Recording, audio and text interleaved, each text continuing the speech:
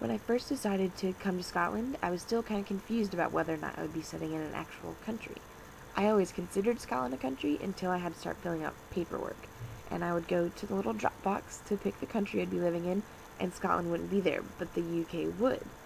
So I did a little bit of research, and let me explain what I've learned. I'll start out with some terminology. This is Great Britain. It's the island that includes Wales, England, and Scotland, but not Ireland, obviously. Next is the UK, aka the United Kingdom. It consists of Wales, England, Scotland, and Northern Ireland, but not the Republic of Ireland. It's a constitutional monarchy, and it's led by a monarch, which is currently Queen Elizabeth II, and a Prime Minister, which is currently Gordon Brown. And everything that was on that map is the British Isles, which is an archipelago that includes the islands of Great Britain and Ireland, plus about 1,000 other small islands. So here's something cool I recently learned about the flag of the United Kingdom, shown here. First, it started with this is the St. George's Cross, which was the flag of the Kingdom of England, and then when the Kingdom of England and the Kingdom of Scotland formed a union in 1707, they added St. Andrew's Cross, which was still the flag of Scotland, and they formed this original flag. And then, in 1801, Ireland was added to the UK, and so they added the St. Patrick's Cross, and formed the Union Jack, which is the flag we know today as being the flag of the United Kingdom, and it's shown here. So remember this part, where the Kingdom of England and the Kingdom of Scotland joined in 1707. Well, that was 1707, and Scotland didn't get their own parliament until 1999, when Tony Blair was appointed Prime Minister and passed the Scotland Act, which gave Scotland their own parliament. The Scottish Parliament is a devolved parliament, so it can make laws about Scotland, but if the UK Parliament decides they don't like these laws, they can pretty much stop them.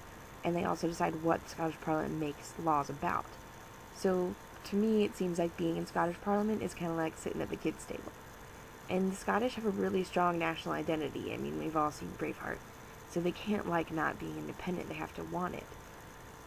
Here's an interview with my friend Suzanne Pearson and her thoughts on Scottish independence. Hey, Suzanne. Hey, Grace. So, do you think that Scotland should be an independent country? I mean, that's kind of a complicated question. Mm-hmm. Just because, I mean, I know they're not independent. They're, like, connected to England through the UK system. Mm-hmm. But, I think it's kind of like a weird relationship. It's kind of like being married, I guess, to use an analogy. Yeah. Like, except for Scotland doesn't really wear the pants in the situation, because it's like, Scotland can make laws and things, but the UK can shut it down and be like, no, we don't want you to do this anymore, and that's kind of bullshit, and I don't know if I really support that. And if they became an independent state, it would be like starting fresh, and I mean, that could make them like, vulnerable, I guess is the word I'm looking for. Mm-hmm. But, I mean, I don't, like, a lot of people, okay, this is kind of weird to say, but a lot of people might say it's kind of like Canada, how people are like, nobody really messes with Canada. I don't know if people would really mess with Scotland, because people here are just kind of, like, laid back. It's not really and, a big threat. Yeah. Like, especially since they're benefiting from being part of the UK with, like, having the army and stuff. Mm-hmm. I don't know why someone would want to attack Scotland, but, like, I don't really, like, they're not really big on they're not really big on, like, the political scene of things that I know of, at least. Yeah. What am I? I'm an ignorant 19-year-old. So, maybe, I don't know. But I think, like, if they did become independent, then it'd be kind of like getting a divorce and being like, oh, I have to start all over, and oh, what do I do with myself? Like, they have lost. to, like, or it could be like, maybe they've been like, well, fuck this relationship, this is so awful, and then, like, once they're divorced, they're like, yes, I'm free, and then they go out and start, like, doing crazy things. Yeah, like, I know, I was going to say something inappropriate, but I won't for the interview's sake. Excellent. So, I mean, I think if they're really, like, getting down in the dumps and, like, they really are struggling, because I don't know the specific laws and things, then maybe they should become independent if there's a lot that's going undone. Mm-hmm. And it's like national identity thing. It is. Like, a lot of people are like, yeah. Actually, on Facebook the other day, like, two of my, or like, actually, like, became more popular on my newsfeed. Like, more people were like, ooh, they're liking this. Oh, good old Scottish Facebook terms.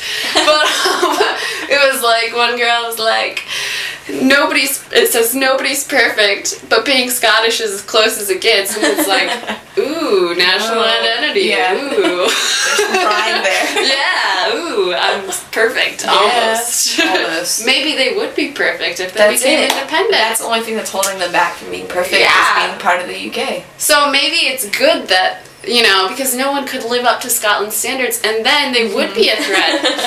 I know. Getting crazy. Yeah, I know. Well, thank you for your opinion. That was great. I hope you thought it was worth hearing, because always everything you say is worth hearing. I mean, every perspective is worth hearing. Too bad Scotland's voice is semi getting taken away by